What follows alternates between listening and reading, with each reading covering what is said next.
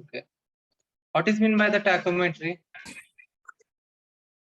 What is meant by the tachometry?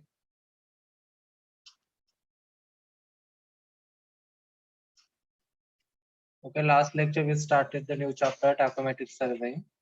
What is meant by the tachometry? Measuring horizontal and vertical distance.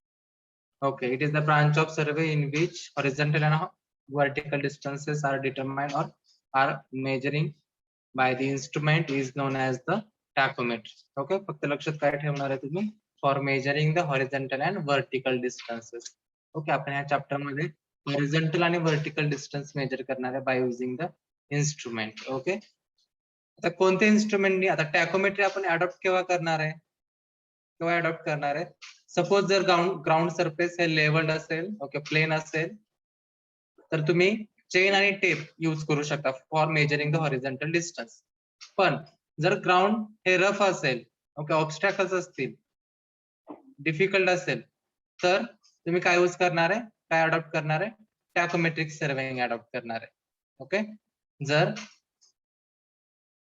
Rough area असेल, difficult area असेल किंवा त्या एरियामध्ये खूप सारे ऑब्स्टॅकल्स असतील, तेव्हा तुम्ही टॅकोमेट्रिक सर्वेइंग अडॉप्ट करणार. जर ग्राउंड हे प्लेन असेल, लेवल असेल, तर तुम्ही चेन आणि टेप यूज करू शकता.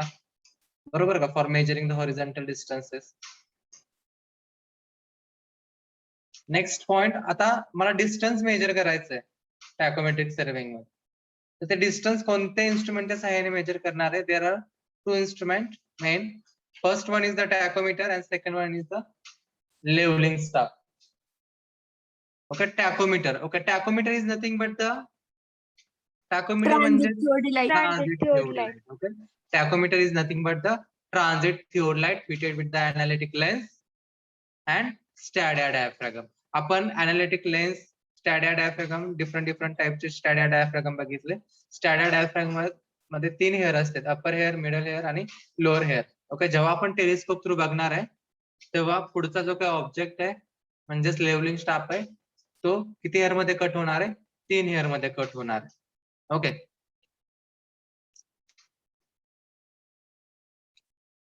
Next levelling staff. Okay, levelling स्टाफची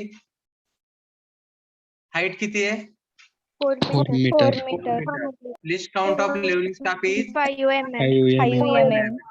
okay, 5 mm. Hello sir, Rohan बसलेला आहे. Yes, yes, yes.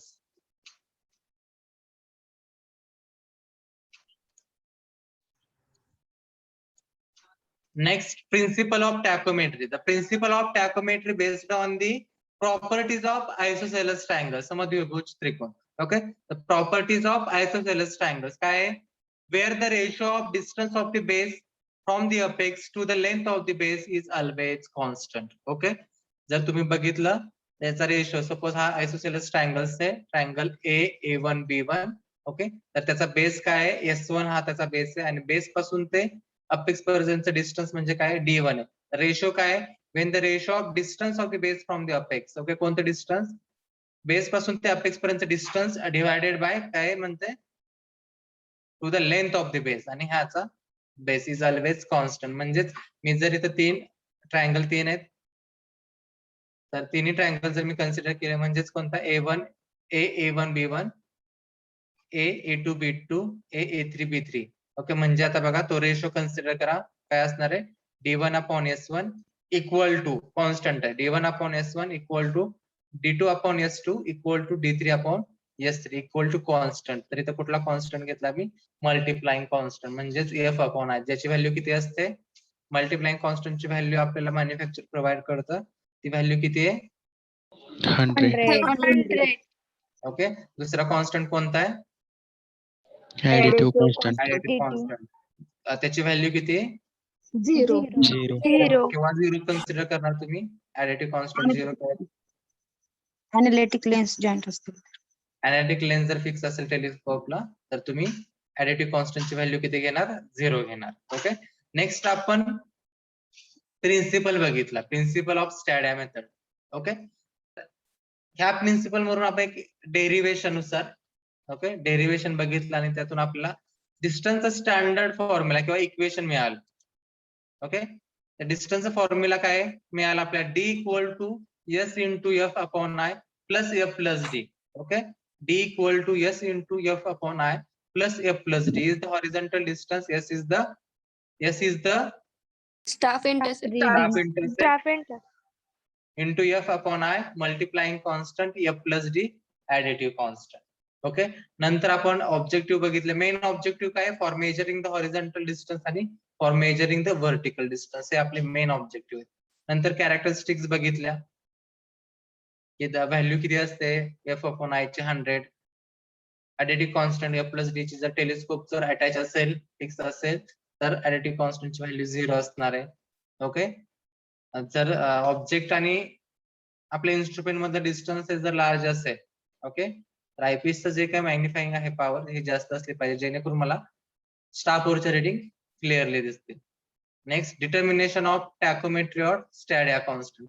आपण फील्ड मेथड बघितली, हाऊ टू कॅल्क्युलेट किंवा how to determine the stadia constant, म्हणजेच एफ प्लस डी आणि F upon I, additive constant आणि multiplying constant, याची आपण प्रोसिजर सुद्धा लास्ट लेक्चर मध्ये बघितली होती. तर नेक्स्ट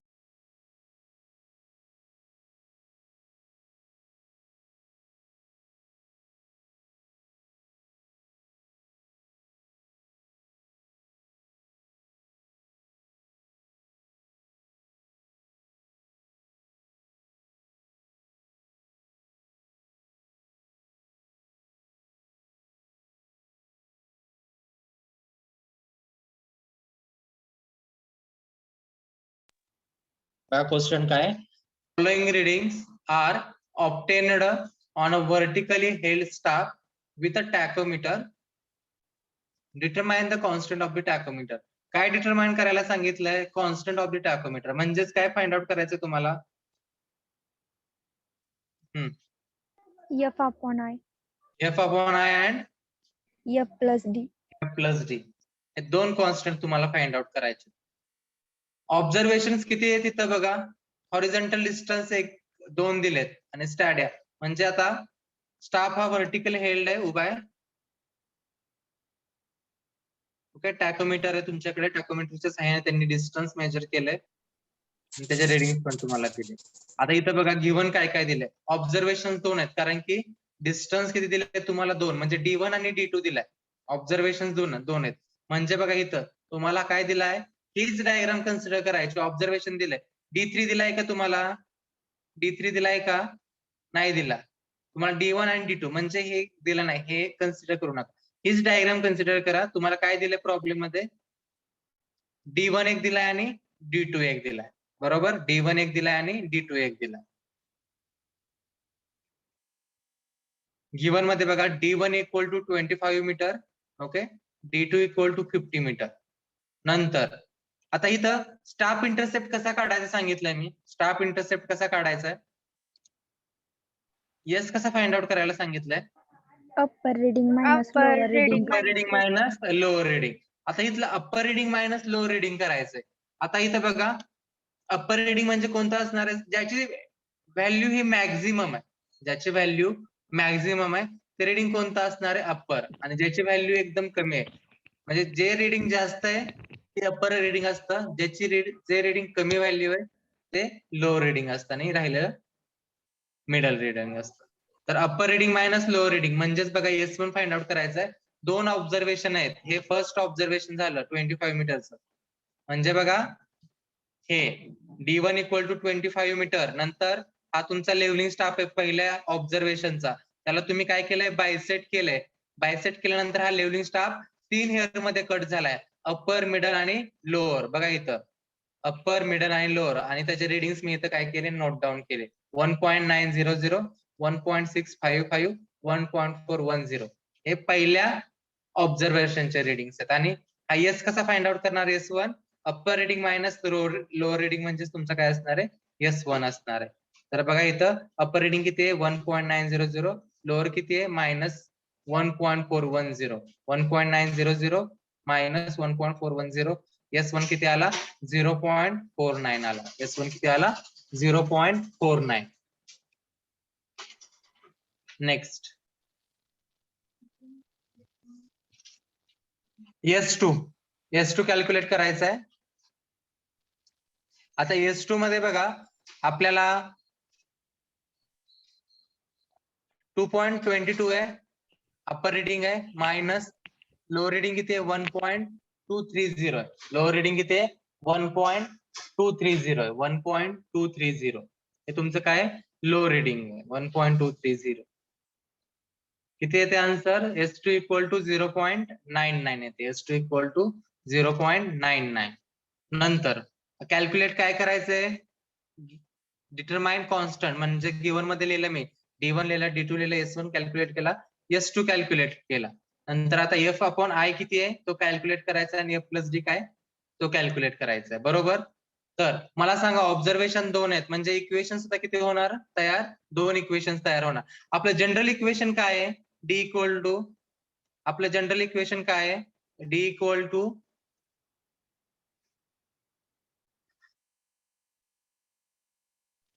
आपलं जनरल इक्वेशन काय आहे? S into F upon I plus F plus D. D equal to S into F upon I into S plus D हे तुमचं जनरल इक्वेशन आहे. आता ऑब्झर्वेशन 2 आहेत म्हणजे इक्वेशन तयार किती होणार आहेत? 2 होणार. म्हणजेच D1 equal to S1 into F upon I plus F plus D equation number 1 बघा. D1 equal to S into करा किंवा चालेल F upon I into S1 सेमच आहे.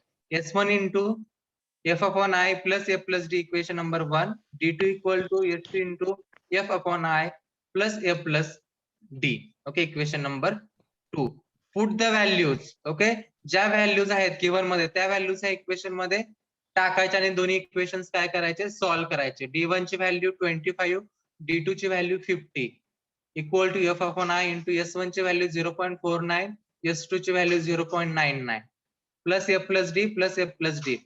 Subtracting equation number 3 from 4. Okay, equation 3 मधून इक्वेशन नंबर काय करायचंय subtract करायचं 4 मधून. Subtract the equation number 3 from 4. तुम्हाला काय मिळते बघा हे इक्वेशन बघा सॉल्व्ह करायचे. 25 इक्वल टू बघा तिथे कसं आलं ते मला सांगायचंय. इक्वेशन नंबर 50 बघा इक्वेशन सबस्ट्रॅक्टिंग इक्वेशन 3 कशामधून फ्रॉम 4 मधून किती राहत आहे 50 वजा 25 25 0.49 म्हणजे जवळपास 50 किती येते बघा इथं 0.5 येत आहे इंटू F अपॉन I. तर F प्लस D काय होणार आहे कॅन्सल होणार आहे. कसं कॅन्सल होणार आहे बघा इथं इथं मी प्लस आहे तर मायनस घेतलं मायनस टाका. तुम्ही हे इक्वेशन सॉल्व्ह करायला काय प्रॉब्लेम आहे का? माहिती आहे तुम्हाला कसं सॉल्व्ह करायचंय? हो. Yes. ओके तर हे प्लस डी काय होणार परत इकडे कॅन्सल होणार आहे आणि काय राहते फक्त हे व्हॅल्यू राहील तुमची 25 equal to 0.5 into F upon I. तर F upon I equal to 25 divided by 0.5. F upon I किती मिळालं तुम्हाला 50 मिळालं. F अपॉन I 50 मिळाल्यानंतर हे व्हॅल्यू कुठं पुट करणार कुठल्या इक्वेशन नंबर 3 मध्ये करा किंवा इक्वेशन नंबर 4 मध्ये करा काही प्रॉब्लेम नाही. Put this value in equation number 3. F upon I ची व्हॅल्यू इक्वेशन नंबर मध्ये 3 पुट करायची. इक्वेशन नंबर 3 काय 25 इंटू F अपॉन I ची व्हॅल्यू किती आहे 50 into 0.49 plus F plus D म्हणजेच F प्लस D किती मिळाला आपल्याला 0.5. ओके F अपॉन I 50 मिळाला F प्लस D 0.5 आणि हेच आपल्याला काय करायचंय फाइंड आउट करायचं. ओके सॉल्व्ह करा. लिहून झालं की मला सांगा.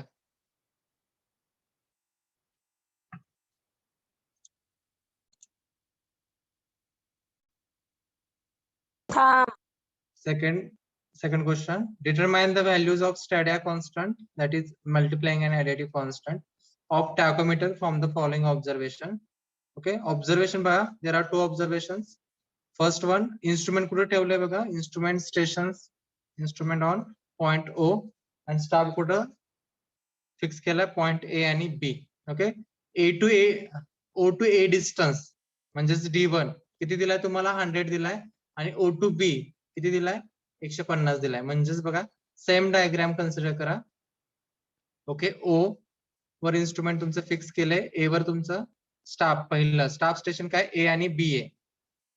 ओव्हर इन्स्ट्रुमेंट तुमचं सेट केलंय फिक्स केलंय आणि स्टाफ कुठे हेल्ड आहे A पॉइंट आणि B वर आहे. तर तुम्हाला OA हे डिस्टन्स दिलंय आणि OB हे डिस्टन्स दिलंय. OA म्हणजे तुमचं काय असणार आहे D1 असणार आहे आणि OB म्हणजेच काय असणार आहे D2 असणार आहे. बघा प्रॉब्लेम स्टेटमेंट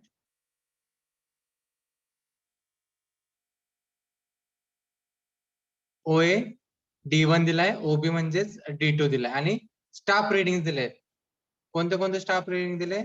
टॉप आणि लोअर म्हणजे अपर आणि लोअर रिडिंग दिलाय.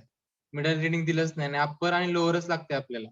तर गिव्हन बघा, given data D1 equal to 100, D2 equal to 150.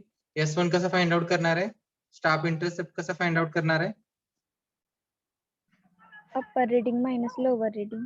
Upper reading minus lower reading. Upper reading किती आहे? फर्स्ट ऑब्झर्वेशनचं 2.500 minus 1.490. S1 equal to 1.01, S2 equal to second observation. Upper reading 2.0 minus lower reading 0.600. Staff intercept S2 equal to 1.4. Okay, there are two observations. Equation किती होणार आहे? 2 होणार आहेत. D1 equal to F upon I into S plus A plus D. D2 equal to F upon I into S2 plus A plus D. Put the values D1 and S1 and D2 and S2. Okay, equation मध्ये values put करायचे D1, D2, S1, S2 च्या. 100 equal to F upon I into S1 1.01 plus A plus D equation number 3. D2 म्हणजेच किती आहे? 150 equal to F upon I into S2 1.4 plus A plus D equation number 4. Subtracting equation 3 from 4.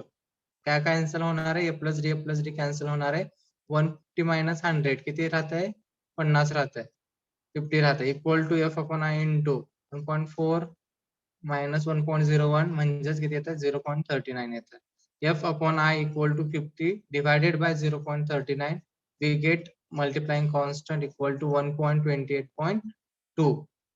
Okay, जी value आपल्याला आली multiplying constant, ती value काय करायची? Equation number 3 किंवा 4 मध्ये पुट करायचे. तर suppose put this value in equation number 3.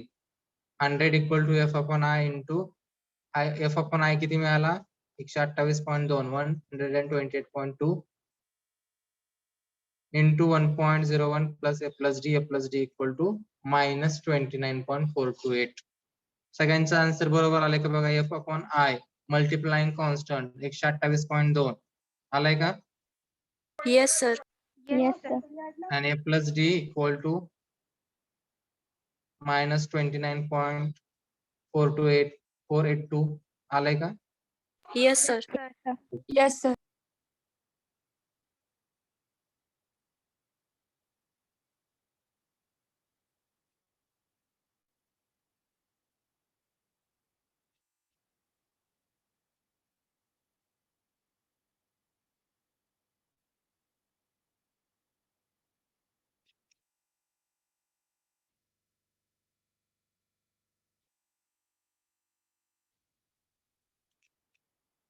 Okay,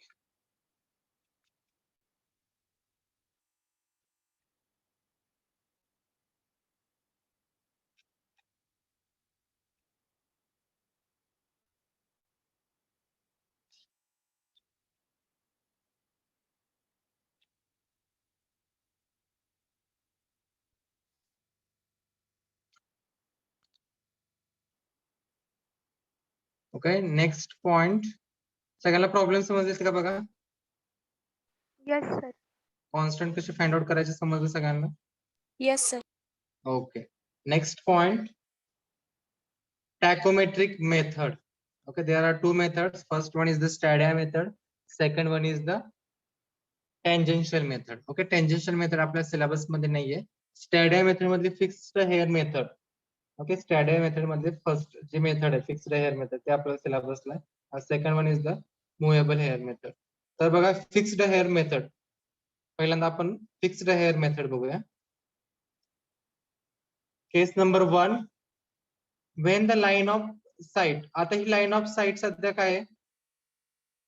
line of site सध्या काय हॉरिझॉन्टल आहे का व्हर्टिकल आहे? Horizon. Horizontal. हॉरिझॉन्टल आहे. लाईन ऑफ साइट काय सध्या हॉरिझॉन्टल आहे आणि स्टाफ काय व्हर्टिकल आहे. when the line of sight is a horizontal and staff is held vertical. Okay, fixed hair method त्यामध्ये फर्स्ट केस आहे. when line of sight is a horizontal and staff is held vertical. तर line of site horizontal आहे, staff vertical आहे. Suppose instrument दोन station point आहेत O आणि P अशा दोन स्टेशन पॉइंट आहेत. ओव्हर माझं इन्स्ट्रुमेंट मी काय केलंय फिक्स केलंय, पी वर माझा लेवलिंग स्टाफ आहे. तर मी जेव्हा इन्स्ट्रुमेंटच्या सहाय्याने जेव्हा लेवलिंग स्टाफला म्हणजेच पी वरच्या ऑब्जेक्टला बायसेट करणार आहे, तेव्हा लाईन ऑफ साईट काय होणार आहे माझी हॉरिझॉन्टल होणार आहे आणि स्टाफ काय असणार आहे माझा व्हर्टिकल असणार आहे. मग ह्या केसमध्ये मला मी हे डिस्टन्स मेजर करू शकतो.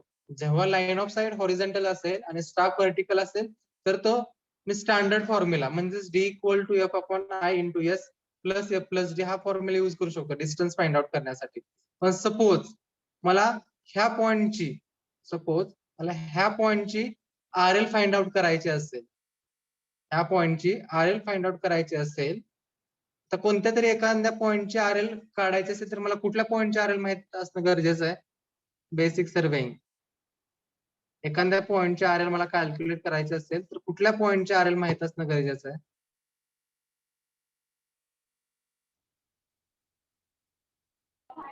बेंचमार्क बेंचमार्कचा आर एल किंवा कुठला तरी तुम्हाला दिलाय तो आर एल, एक कुठल्या तरी एखाद्या पॉइंटचा जरी आर एल माहित पाहिजे तरच आपण दुसऱ्या पॉइंटचा आर एल फाइंड आउट करू शकतो. तर आता इथं तेच आहे, तुम्ही इथं डिस्टन्स फाइंड आउट करू शकता, पण आर एल कसे फाइंड आउट करायचं, काय करायचं ही प्रोसिजर आहे बघा. When line of sight is horizontal and staff is held vertical, तर मी ग्राउंडवर सपोज 2 पॉइंट घेतलेत आणि ओव्हर माझं इन्स्ट्रुमेंट ठेवलंय, पी वर लेवलिंग स्टाफ आहे आणि एक असं एक पोल आहे, त्याला मी काय म्हटलं बेंचमार्क म्हटलं. तो काय माझ्यासाठी बेंचमार्क आहे. ओके, तर काय केलं मी ओव्हरहून पी लेवलिंग स्टाफला काय केलं बायसेट केल्यानंतर तो लेवलिंग स्टाफ हा किती हेअर मध्ये कट झाला, 3 हेअर मध्ये कट झाला, अपर मिडल आणि लोअर अशा 3 हेअर मध्ये तो कट झाला. बरोबर, तर upper hair reading minus lower hair reading काय असणार आहे, स्टाफ इंटरसेप्ट एस असणार आहे. Upper hair reading minus lower hair reading H असणार आहे. आणि हे मिडल हेअर रिडिंग जे आहे, ओके, हे मिडल हेअर रिडिंग म्हणजेच काय असणार आहे, स्मॉल एच असणार आहे. काय असणार आहे, स्मॉल एच. आणि स्मॉल एच म्हणजेच काय आपला मिडल हेअर रिडिंग असणार आहे. ओके, हा एच काय असणार आहे, स्मॉल हेअर रिडिंग. कुठून ते कुठपर्यंत, ही जी काय तुमची हॉरिझॉन्टल लाईन आहे किंवा लाईन ऑफ साईट आहे, इथून ते कुठपर्यंत आहे, ग्राउंड पर्यंत काय असणार आहे, स्मॉल एच. ओके, एच ची व्हॅल्यू म्हणजेच काय असणार आहे तुमची सेंटर हेअर रिडिंग किंवा मिडल हेअर रिडिंग, हे म्हणजे एच असणार आहे.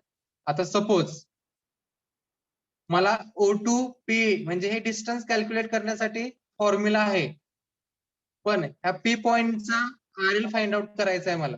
बरोबर का, ह्या पी पॉइंटचा आर एल फाइंड आउट करायचा आहे. पण पी पॉइंटचा आर एल फाइंड आउट करायचा असेल तर मला कुठल्या तरी पॉइंटचा आर एल माहित असणं गरजेचं आहे किंवा हाईट ऑफ इन्स्ट्रुमेंट माहित असणं गरजेचं आहे. तर काय केलं मी आता इथून, ओके, जिथे मी इन्स्ट्रुमेंट ठेवले तिथूनच काय केलं, बेंचमार्क वर लेवलिंग स्टाफ ठेवला. बरोबर का, बेंचमार्क वर लेवलिंग स्टाफ ठेवला आणि इन्स्ट्रुमेंटच्या सहाय्याने बेंचमार्क वरचा काय केलं मी रिडिंग घेतलं. ते रिडिंग काय असणार आहे तुमचं बॅक साइड रिडिंग असणार आहे. ते रिडिंग काय असणार आहे, बॅक साइड रिडिंग असणार आहे. ओके, तर बॅक साइड रिडिंग तुम्हाला मिळालं काय असेल 1 पॉईंट काहीतरी समथिंग असेल. बॅक साइड रिडिंग मिळाल्यानंतर तुम्हाला बेंचमार्क मी दिला, प्रोव्हाइड केला, किती बेंचमार्कचा आर एल सपोज 100 दिला. बेंचमार्कचा आर एल 100 दिला असेल, तुम्हाला बॅक साइड रिडिंग तुम्ही कॅल्क्युलेट केला असेल, तर याच्याचा फॉर्म्युला काय असतो, how to calculate the H I, RL of B plus BS. R L of benchmark plus BS. बघा अजून एकदा सांगतो, आपली case fixed hair method first case आहे, when line of sight is horizontal and staff is held vertical. तर मी ग्राउंडवर 2 point घेतले, एक बेंचमार्क घेतला आणि एक लेवलिंग स्टाफ, एक ऑब्जेक्ट घेतला तिथं लेवलिंग स्टाफ फिक्स केलाय आणि ओव्हर एक इन्स्ट्रुमेंट फिक्स केलाय. ओव्हरहून O2P हे मला डिस्टन्स पण फाइंड आउट करायचं. एकच मिनिट.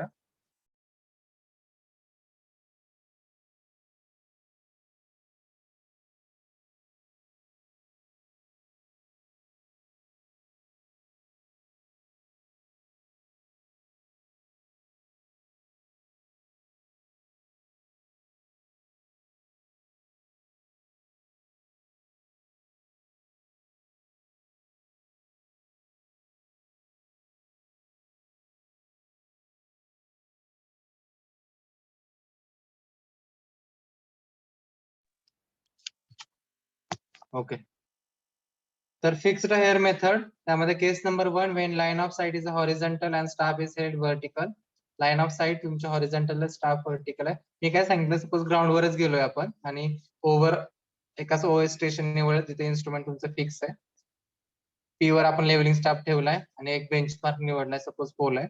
ओके तर काय केलं मी इन्स्ट्रुमेंट ओव्हर ठेवल्यानंतर पहिल्यांदा टेम्पररी ऍडजस्टमेंट वगैरे केल्या बरोबर. टेम्पररी ऍडजस्टमेंट झाल्यानंतर काय केलं जे मी पहिलं रिडिंग घेतो ते रिडिंग काय असणार आहे तुमचं बीएस रिडिंग असतं बरोबर आहे की नाही. मग मी काय केलं पहिल्यांदा बेंचमार्क वरून पहिलं रिडिंग घेणार आहे ते बॅक साईड रिडिंग असेल तुमचं. बॅक साईड रिडिंग घेतल्यानंतर नोट डाऊन करायचं ते बॅक साईड रिडिंग आणि बेंचमार्कचा आरएल तुम्हाला दिलाय किती दिलाय 100 दिलाय. बॅक साईडचं रिडिंग सुद्धा तुम्हाला मिळालंय. लेवलिंग स्टाफ तुम्ही बेंचमार्क वर ठेवला आणि तुम्ही ते लेवलिंग स्टाफचं रिडिंग घेतलं. नंतर तुम्ही पी ह्या ऑब्जेक्ट वर लेवलिंग स्टाफ ठेवला बरोबर का. लाईन ऑफ साईट तुमची हॉरिझॉन्टल आहे स्टाफ व्हर्टिकल आहे. तुम्हाला डिस्टन्स मिळू शकतं. फॉर्म्युला आहे तुमच्याकडे स्टँडर्ड इक्वेशन आहे तुमच्याकडे बरोबर का. पण सपोज मला असं इथला पॉईंट पी काढायचं सॉरी आरएल ऑफ पी काढायचं आहे. आरएल ऑफ पी काढण्यासाठी मला काय माहित पाहिजे आरएल ऑफ एच आहे म्हणजेच हाईट ऑफ इन्स्ट्रुमेंट माहित पाहिजे. तर height of instrument H I कसा फाइंड आउट करणार आहे तुम्ही. हा एच आय RL कसा of find BM out plus BS. RL of benchmark. RL of benchmark plus BS. RL of benchmark plus BS तुम्हाला काय मिळणार आहे एच आय मिळणार. ओके एच आय मिळणार म्हणजे तुम्हाला इथं एच आय मिळाला. आता काढायचंय काय तुम्हाला आरएल ऑफ पी काढायचं बरोबर का. आरएल ऑफ पी तुम्हाला एच आय मिळालं हाईट ऑफ इन्स्ट्रुमेंट मिळालं हे तुमचं हाईट ऑफ इन्स्ट्रुमेंट आहे एच आय मिळालं. आता इथपर्यंत पोहोचायचं काय करावं लागेल एच आय तुम्हाला एच माहित आहे ना एच माहित आहे सेंट्रल हेअर रिडिंग तुम्हाला एच आय माहित आहे.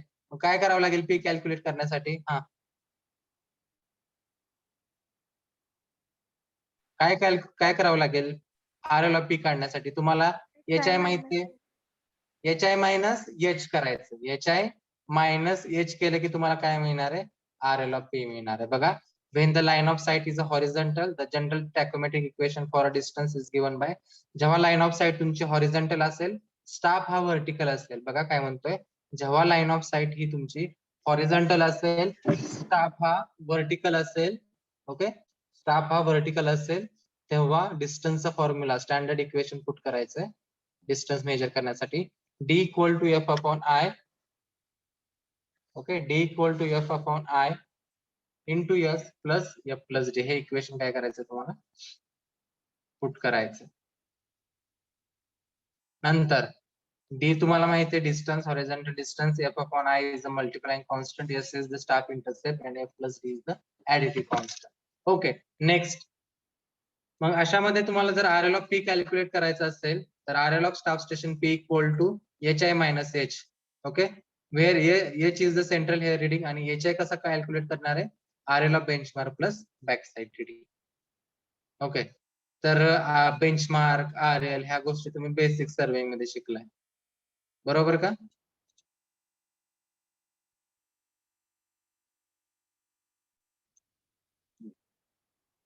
तर केस नंबर 1 कुणाला काय प्रॉब्लेम आहे का बघा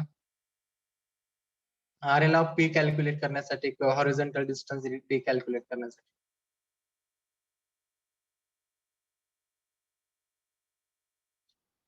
काय प्रॉब्लेम आहे case number 1. No, sir. Okay line of sight horizontal असेल स्टाफ व्हर्टिकल असेल तर डिस्टन्सचा फॉर्म्युला जो स्टँडर्ड फॉर्म्युला आहे तो यूज करायचा आहे डिस्टन्स मेजर करण्यासाठी D equal to F upon I into S plus F plus D. आणि आरएल ऑफ पी कॅल्क्युलेट करण्यासाठी तुम्हाला एच आय माहिती पाहिजे तर आरएल ऑफ पी कसा काढणार आहे एच आय मायनस एच आणि एच आय कसा कॅल्क्युलेट करणार आहे RL of benchmark plus back side reading. Okay